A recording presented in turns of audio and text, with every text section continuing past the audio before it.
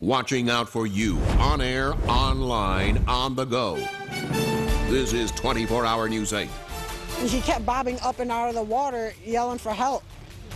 He doesn't play like that, so I knew he was in trouble. Tonight, a dangerous day on the Kalamazoo River. We're following developments on two stories that happened at the same place just hours apart. First tonight, within the last hour, crews have called off a search for the night on the Kalamazoo River for a teenager who jumped off a bridge with a group of friends but could not make it out of the strong current. That story follows an amazing rescue that very same area. A 2-year-old celebrating his birthday fell in, yet was saved.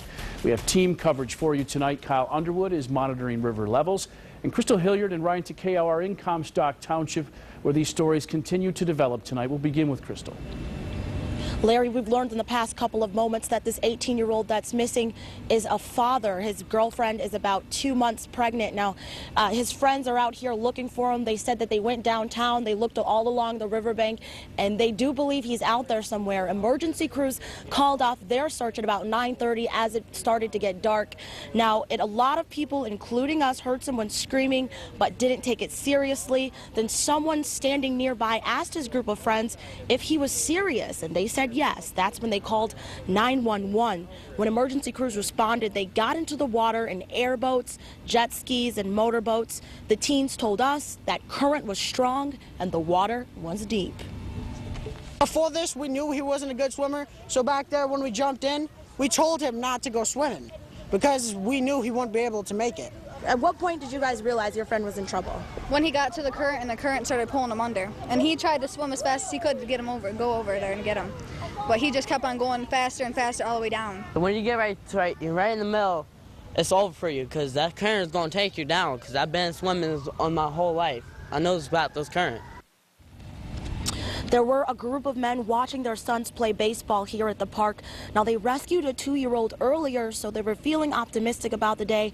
But when that parent yelled someone was in the river, without hesitation, that same group of men threw their keys, they threw their cell phones, and hopped nearby fences. Their boys joined hands and bowed their heads here on the riverbank in prayer, just hoping for the best.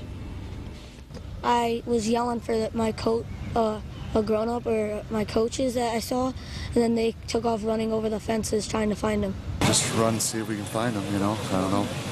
Didn't really do anything special, just, you know. Did you have any luck this time?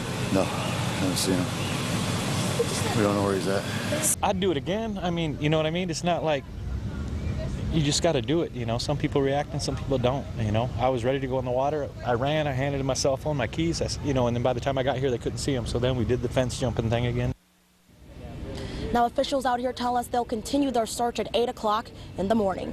We're live in Comstock Township tonight. Crystal Hilliard, 24-hour News 8. Crystal, you were there along the river covering the initial rescue shortly after it happened. And in this case, you're actually a witness. You and our photographer, Mark Jones, were there as it happened. Tell us what you saw and how it felt from your perspective. Larry, we were getting ready for our 6:30 show, and we were just standing here on the riverbanks when we saw a man floating down the river screaming. And as soon as that happened, we saw a woman nearby and asked the kids that were walking along the bank, like, is he serious? Does he really need help? And they were like, yeah, he needs help. He's drowning. And so she ran and got help, and we saw the guys take off and jump the fences. It was probably the craziest thing, Larry, I can tell you, that I've ever seen.